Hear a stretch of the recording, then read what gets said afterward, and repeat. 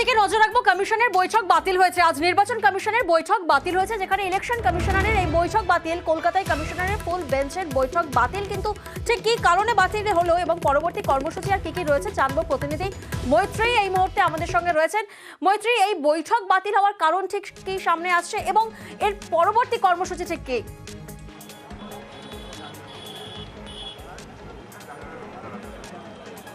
দেখো প্রিয়াঙ্কা, ইতিমধ্যেই কিন্তু যদি জাতীয় নির্বাচন কমিশনের 12 জন সদস্য এবং তার মধ্যে রয়েছেন অরুণ গোয়েল, যিনি জাতীয় নির্বাচন কমিশনার, তারা এসে পৌঁছে গিয়েছেন শহরে। এর সঙ্গে সঙ্গে কিন্তু আজ রাতে রাজীব কুমার, যিনি চিফ ইলেকশন কমিশনার বা সিইসি বা মুখ্য জাতীয় নির্বাচন কমিশনার, তিনি আসতে চলেছেন শহরে এবং তাদের উপস্থিতিতেই আজকে সন্ধ্যে 6টা থেকে 7টা একটি বৈঠক হওয়ার কথা ছিল, যেটি সিইও আরিফ আফতাব এবং তার সঙ্গে সঙ্গে নির্বাচন কমিশনের রাজ্যের যারা প্রতিনিধিরা রয়েছেন, যে সমস্ত আধিকারিকেরা রয়েছেন, তাদের সঙ্গে সঙ্গে পুলিশের যারা নোডাল এজেন্সি রয়েছে তাদের সঙ্গে এবং আধা সামরিক বাহিনী যে সমস্ত নোডাল অফিসাররা রয়েছেন, যে নোডাল অফিসার, তাদের সাথে বৈঠক হওয়ার কথা ছিল আজকে সন্ধ্যে থেকে 6টা থেকে 7টা। কিন্তু পরে যেটা জানা যায় যে যেহেতু রাজীব কুমারের আসার সময়টা অনেকটা পিছিয়ে যায় এবং তারপর অরুণ গোয়েল তিনি সন্ধ্যে 6টায় এসে পৌঁছান, কিন্তু এসেও 6টার কিছু পরে তিনি এসে পৌঁছান এবং এসে তিনি কালীঘাট মন্দিরে যান এবং যখন তিনি ভেন্যুতে এসে পৌঁছান, অর্থাৎ যে হোটেলে তারা থাকছেন, যে 5 তারা হোটেলে ধর্মতলার তারা থাকছেন, সেই হোটেলে যখন এসে পৌঁছান তখন প্রায় 7:15 বেজে গিয়েছেন এবং তখন কলকাতার পুলিশ কমিশনার বিনীত গোয়েল তিনি দেখা করতে এসেছিলেন। তিনি তাকে রিসিভ করতে আসেন এবং তার সাথে কিছুক্ষণ ব্যক্তিগত আলাপচারিতাও তিনি করেন। ফলে সেই কারণেই একাধিক কারণ থাকার জন্য এবং সিইসির অনুপস্থিতির জন্য কিন্তু আজকের এই যে বৈঠক সেটিকে বাতিল করা হয়েছে। যদিও নির্বাচন কমিশনের যে সমস্ত আধিকারিকেরা ছিলেন তারা যেটা জানাচ্ছিলেন যে আজকের বৈঠকটি আইস ব্রেকার বৈঠক ছিল। মূল বৈঠক শুরু হবে আগামীকাল থেকে, যেমনটা তুমি বললে, আগামীকাল সকাল 9:30 থেকে বিভিন্ন রাজনৈতিক দলের সঙ্গে বৈঠক রয়েছে ফুল বেঞ্চের এবং আগামীকালের মধ্যে কিন্তু ফুল বেঞ্চ এখানে উপস্থিত হয়ে যাবেন কলকাতায়। 14 জন সদস্য তারা 8টি রাজনৈতিক দলের সঙ্গে প্রথমে বৈঠক করবেন, তারপর বেলায় তারা বৈঠক করতে চলেছেন ডিএম, এসপি এবং ডিইওদের সঙ্গে এবং পরশুদিন রাজ্যের মুখ্য সচিব এবং ডিজিপির সঙ্গেও বৈঠক রয়েছে ফুল বেঞ্চে। প্রিয়াঙ্কা, ভোটের দিন ঘোষণার আগেই রাজ্যে কেন্দ্রীয় বাহিনী, জঙ্গলমহলের বিভিন্ন এলাকায় কেন্দ্রীয় বাহিনীর রুট মার্চে বাহিনীর সঙ্গে জেলা পুলিশ সুপারও রয়েছেন। সেই ছবি এই মুহূর্তে আপনাদেরকে দেখাচ্ছি, যে ভোটের দিন ঘোষণার আগেই বাহিনীর রুট মার্চ।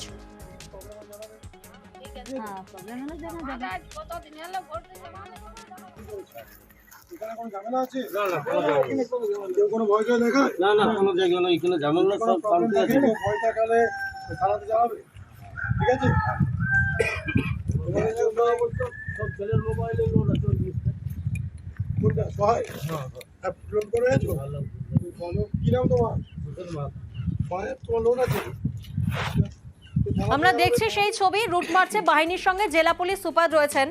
প্রতিনিধি ইন্দ্রজিৎ এই মুহূর্তে আমাদের সঙ্গে রয়েছেন, সরাসরি ইন্দ্রজিতের কাছে যাব। ইন্দ্রজিৎ, আস্থা বাড়াতে গ্রামবাসীদের সঙ্গে কথা বলছেন কেন্দ্রীয় বাহিনী এবং পুলিশ সুপার, সেক্ষেত্রে গ্রামবাসীরা কি বলছেন? ওনারা কি কোনো অভিযোগ করেছেন? মানে ওনাদের বক্তব্য কি পুলিশ সুপারকে সামনে পেয়ে?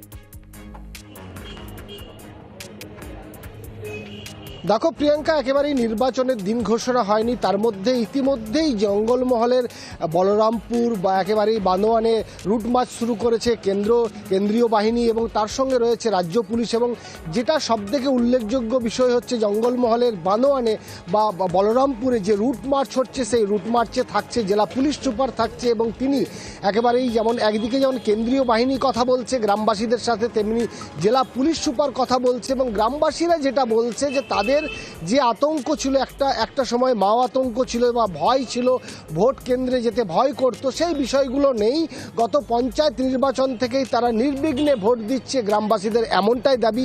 এবং মহিলা পুরুষ সব ভোটাররাই কেন্দ্রীয় বাহিনীদের সাথে কথা বলে, জেলা পুলিশ সুপার অভিজিৎ বন্দ্যোপাধ্যায়ের সাথে কথা বলেন এবং তাদের যে বক্তব্য যে তারা নির্বিঘ্নে ভোট দিতে পেরেছে পঞ্চায়েত নির্বাচনে, আগামী লোকসভা নির্বাচনেও তারা ভালো ভোট দিতে পারবে, ভালোভাবে ভোট দিতে পারবে, শান্তি রাজনীতিভাবে কোনো আতঙ্ক নেই। যে মাও আতঙ্ক ছিল সেই মাও আতঙ্ক এখন ইতিহাস এবং মাও আতঙ্ক নেই। তবে কোনোভাবেই রাজ্য পুলিশ বা রাজ্য পুলিশের আধিকারিকরা বা কেন্দ্রীয় বাহিনী কোনোভাবেই যাতে ভোটের দিনে কোনো সমস্যা না হয়, ভোটাররা যাতে মনোবল পায়, এবং সেই কারণেই রীতিমতো রুটমার্চ শুরু হয়েছে একদম প্রত্যন্ত গ্রামে, বানোয়ান থেকে বলরামপুরের বিভিন্ন জঙ্গলমহলের গ্রামে রুটমার্চ শুরু করেছে প্রিয়াঙ্কা। বেশ,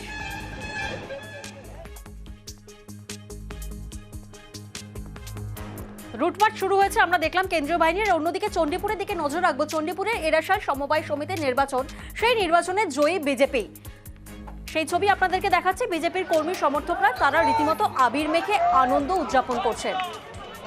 প্রতিনিধি সুজিত এই মুহূর্তে আমাদের সঙ্গে রয়েছেন। সুজিতের থেকে একটু জানবো যে সুজিত, এই সমবায় সমিতির নির্বাচনের ফলাফল ঠিক কি? দেখো, 9টি আসন, তার মধ্যে 6টি আসনে বিজেপি জয়লাভ করেছে। লোকসভা ভোটের আবহে এ ধরনের সমবায় ভোটের জয় একেবারে বলা যায় অক্সিজেন দিচ্ছে বিজেপির কর্মী সমর্থকদের। তারা রীতিমতো আবির খেলায় মেতেছেন। স্বাভাবিক, কারণ তারা ইতিমধ্যেই এই যে চণ্ডীপুর কাঁথি লোকসভা কেন্দ্রের মধ্যে পড়ছে, সেখানে তারা ইতিমধ্যেই তাদের দলের টিকিটে কে দাঁড়াবেন, সৌমেন্দু অধিকারী যে প্রার্থী সেটাও জেনেছেন, দেওয়াল লিখছেন। তারই মধ্যে তাদের দেখা গেল আজকের যে ভোট, 9টি আসনে তারা জয়ী হয়েছে। 6টি আসনে 3টি আসনে জয় পেয়েছে তৃণমূল, অর্থাৎ কিনা নন্দীগ্রামের জেলায় চণ্ডীপুরে এই সমবায় নির্বাচনে এই যে জয়, সমবায় ভোট হতে পারে, কিন্তু যেহেতু লোকসভা ভোটের আবহের মধ্যে এ ধরনের ভোট, সে কারণেই কিন্তু বাড়তি অক্সিজেন পাচ্ছে বিজেপি কর্মী সমর্থকরা, এমনটাই মনে করছে ওয়াকিবহাল মহল।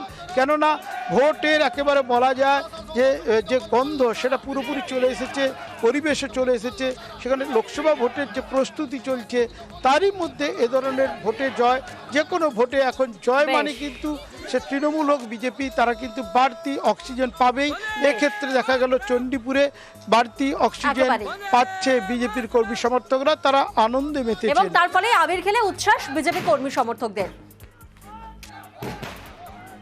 এই এলাকার সাধারণ মানুষ, কার্যকর্তারা একদম আন্তরিকভাবে যে প্রয়াস নিয়েছিল যে এই দুর্নীতিমুক্ত সমবায় রাষ্ট্রবাদী প্রার্থীদের জেতাবে, সেখানে আমরা জয়লাভ করেছি। 6-3, 6টি আসন বিজেপি পেয়েছে, 3টি সামান্য ব্যবধানে তৃণমূলের কয়েকজন পেয়েছে। আমরা এককভাবে কার্যকর্তাদের প্রয়াসে, আন্তরিক প্রচেষ্টায় আমরা এই জয় ছিনিয়ে। এবার আমরা একটু ধূপগুড়ির দিকে নজর রাখবো। আচ্ছা, সাধারণত ব্যাংকের থেকে যখন আমরা ঋণ নিই বা লোন নিই, তখন সেটা যখন আমরা শোধ করতে না পারি, জেনারেলি ব্যাংক কি করে? অ্যাকাউন্ট ফ্রিজ করে দেয়। তেমনই করেছিল এক তৃণমূল নেতার।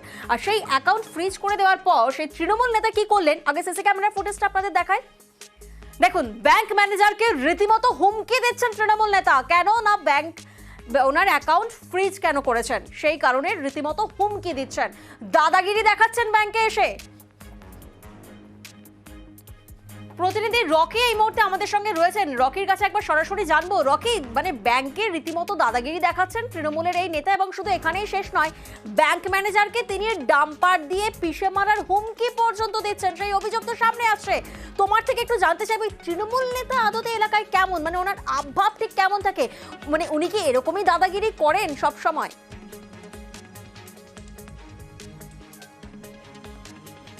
প্রিয়াঙ্কা, তোমাকে বলে রাখতে চাইবো, ব্যাংক থেকে ঋণ নিয়ে সেই ঋণ পরিশোধ না করায় অ্যাকাউন্ট ফ্রিজ করে দিয়েছে ব্যাংকের তরফ থেকে। এমনটাই কিন্তু ঘটেছে ধূপগুড়ি ব্লকের অন্তর্গত ডাকুমারি এলাকায় উত্তরবঙ্গ ক্ষেত্রীয় ব্যাংকে। এবং সেই এলাকার যে দাপুটে নেতা, তার অ্যাকাউন্ট বন্ধ করে দেওয়ার ফলেই কিন্তু সে দলবল নিয়ে সেই ব্যাংকে হাজির হয় এবং ম্যানেজারের কাছে কিন্তু দাবি জানায় যে তার ফ্রিজ হওয়া অ্যাকাউন্ট খুলে দিতে হবে।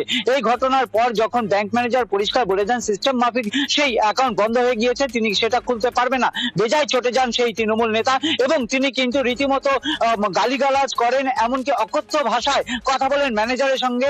এমনকি রাস্তায় বেরোলে ডাম্পার দিয়ে পিষে তাকে মেরে ফেলার হুমকিও দেন বলে অভিযোগ। এই ঘটনায় রীতিমতো চাঞ্চল্য ছড়িয়েছে। তুমি যেমনটা বলে, হ্যাঁ একদমই তাই, তৃণমূলের নেতার কিন্তু সেই এলাকায় দাপট রয়েছে বলে সূত্রের মারফত জানা গিয়েছে। এই ঘটনার পর কিন্তু রীতিমতো চাঞ্চল্য ছড়িয়ে পড়েছে এবং রীতিমতো আতঙ্কে রয়েছে সেই ব্যাংকের যে কর্মীরা রয়েছেন তারা, কারণ তারা তারা বলছেন যে তারা ব্যাংকের কর্মী এবং তারা মাইনে নিয়ে কাজ করেন, কিন্তু এভাবে যদি এলাকার দাপুটে নেতারা এসে ধমকি দেন এবং প্রাণ নাশ করার হুমকি দেন, তারা কাজ করবেন কি করে? আর এই ঘটনায় রীতিমতো চাঞ্চল্য ছড়িয়েছে উত্তরবঙ্গ গ্রামীণ ব্যাংকের এই ঘটনায়। 12টা সাড়ে 12টার দিকে কিছু লোক আসে, তারা প্রত্যেকেই ঋণ খেলাপি উত্তরবঙ্গ ক্ষেত্রীয় গ্রামীণ ব্যাংকের ডাউকিমারি শাখায়। ওনারা টাকা তুলতে পারেননি, এই জন্য আমাকে সরাসরি লাইভ থ্রেট দিচ্ছে, বলছে ডাম্পার চালিয়ে রান ওভার করে দেবে। আমরা প্রত্যেকেই খুবই আতঙ্কিত। অকথ্য কথা গালিগালাজ দিয়েছে, সেটা বলছে ডাম্পার চালিয়ে রান ওভার করে দেবে। যদি সে এই কথা বলে থাকে, সে অন্যায় করেছে, অবশ্যই আইনত ব্যবস্থা তার বিরুদ্ধে নেওয়া উচিত। দলীয় যদি কোনো কর্মী বা নেতা যদি এর মধ্যে যুক্ত থাকে, দলীয় পর্যায়ে তার বিরুদ্ধে তদন্ত হবে, প্রমাণিত হয় যে অবশ্যই সে দোষী, দল তার বিরুদ্ধে ব্যবস্থা নেবে। আইন বহির্ভূত কোনো কাজ করে থাকে, দল সে তার সঙ্গে থাকবে। আমরা জানি 10ই মার্চ ব্রিগেডের তৃণমূলের জনগর্জন সভা এবং সেই সভার উপলক্ষে কিন্তু বিভিন্ন জায়গায় কর্মী সভার আয়োজন করা হচ্ছে, প্রচার করা হচ্ছে। তেমনই কিন্তু প্রচার করা হচ্ছিল বীরভূমের মুরারাইতে। সেখানে ছিলেন মন্ত্রী এবং বোলপুরের বিধায়ক চন্দ্রনাথ সিনহা। কিন্তু তারপরেই হঠাৎ করে কর্মীদের মধ্যে বিক্ষোভ শুরু হয়। কিন্তু কি নিয়ে বিক্ষোভ জানবো, প্রতিনিধি অক্ষয় এই মুহূর্তে আমাদের সঙ্গে রয়েছেন। অক্ষয়, মন্ত্রীর সামনেই আমরা দেখছি যে বিক্ষোভ দেখাচ্ছেন কর্মীরা, দলেরই কর্মীরা। কি কারণে এই বিক্ষোভ?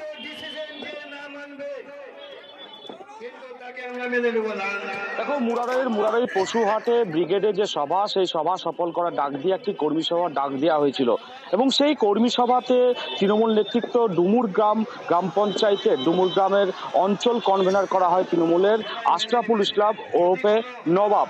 তারপর এই নাম ঘোষণা হতে তৃণমূলের যারা নিচু স্তরের কর্মীরা ছিলেন তারা বিক্ষোভ দেখাতে শুরু করেন এবং বিশৃঙ্খলা দেখা যায় সেই সভা মঞ্চে। শেষমেশ কিন্তু তৃণমূল নেতৃত্ব আশ্বাস দেন কর্মীদের। তারপর কর্মীরা সেই মঞ্চ থেকে, যে কর্মী সভা চলছিল সেখান থেকে বেরিয়ে যান। যদিও রাজ্যের মন্ত্রী চন্দ্রনাথ সিনহার সামনে সমস্ত ঘটনা ঘটে, তবে মন্ত্রী সমস্ত ঘটনা অস্বীকার করেছেন এবং তিনি যেটা দাবি করেছেন যে আগামী নির্বাচনে তৃণমূল জয়লাভ করবে, সেই কারণে অতি উৎসাহী হয়ে তারা হয়তো চিৎকার করছিল, তেমনটাই মন্ত্রী দাবি করেছেন। যদিও দলীয় যারা কর্মী তাদের দাবি যে ওই ডুমুরগ্রাম অঞ্চলে কনভেনার যাকে করা হয়েছে, নাম ঘোষণা করা হয়েছে নবাবের, তাকে কিন্তু তারা মেনে নেবেন না। বেশ, সামনে ভোট, সবাই রেডি হয়ে আছে, তবে ভোটের রেজাল্ট আমরা বিপুল ভোটে জিতব, সেইটা ওরা এখনই রেজাল্টটা চাইছে, তাই ওরা অতি উৎসাহে এটা নেই। কিন্তু নবাবকে চাইছে না কেন? যে নবাব ফবাব আমাদের দলের কোনো নেতা, ব্যক্তিগত নেতা বলে কেউ নেই, দল সমষ্টিগত, আমরা সবাই কর্মী। এক কর্মীর কিছু ভুল থাকলে অন্য কর্মীরা সেটা সংশোধন করে। আর এবার নজর রাখতে হচ্ছে গড়বেতার দিকে। সেখানে 30 জন মহিলার জোর করে জমি দখলের অভিযোগ সামনে উঠে আসছে। রাজ্য সরকারের মাটি সৃষ্টি প্রকল্প, যে প্রকল্পে দুর্নীতির অভিযোগ সামনে উঠে আসছে। এই প্রকল্পেরই আওতায় 3টি সহায়ক গোষ্ঠী রয়েছে, যার প্রায় 30 জন মহিলার জমি কেড়ে নেওয়ার অভিযোগ। এমনকি জবরদখল করা জমি বেসরকারি সংস্থাকে লিজে দেওয়া হয়েছে অভিযোগ করছেন। কি অভিযোগ আগে শুনি। দিয়েছিল 2021-এ, ওই 21 সাল থেকে সমস্যা হচ্ছে, মানে চাষ করেছিলাম 21 সালে। তারা বলছে যে ওইখানে জায়গা দিয়ে দেবো, আর ওইখানে আছে তোমরা চাষ করো না। তার আগে আবার বলছে কোম্পানিকে দিয়ে দিয়েছি, আর তোমাদেরকে যদি আরো জায়গা দিতে পারি তাহলে তোমাদের কি সমস্যা আছে। আমি বলছি হ্যাঁ তাহলে দিয়ে দিন আমার দিকে। দিয়ে আমার দিকে একটা জায়গা দেখালো 2 বিঘা, দিয়ে সেইখানে মিনির সুবিধা করে দিচ্ছে, নি কোনো কিছু করছে না, আমরা কোনো কিছু করতেও তো পারছি না। প্রতিনিধি শোভন এই মুহূর্তে আমাদের সঙ্গে রয়েছেন। একবার শোভনের কাছ থেকে জানবো। শোভন, গত 2 বছর ধরে সরকারি প্রকল্পের জমি ফিরে পেতে প্রশাসনের দ্বারস্থ হয়েছেন এই 30 জন মহিলারা। প্রশাসনের তরফ থেকে কি কোনো পদক্ষেপ নেওয়া হয়েছে?